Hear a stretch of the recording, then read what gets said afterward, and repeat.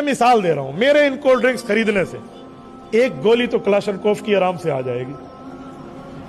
میں نے 100 روپے کی ایک بوٹل لے لی ہے تو میں نے 2 گولیاں تو فلسطینی مسلمان بچوں کو جو لگ رہی ہیں وہ تیرے اور میرے پیسے سے لگ رہی.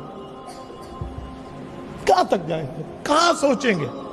کس جگہ تک ہم بیٹھے ہیں؟ ہم یہ سمجھتے ہیں میرے ایک بوتل خریدنے سے اسرائیل کو کیا فائدہ ہوگا؟ وہ اس سے 2 بلٹ لے کر میرے فلسطینی بچوں کے سینے پہ مارے گا. کل قیامت میں مجھے اللہ کیا جواب دے گا؟ کہاں تک چلے بندہ؟ اتنی طاقت ہے، اس طاقت کے بلبوتے پر رب کریم کے دربار میں ہم کہہ پائیں گے اللہ ہم نے اپنی طاقت کی مکلف کام کیا.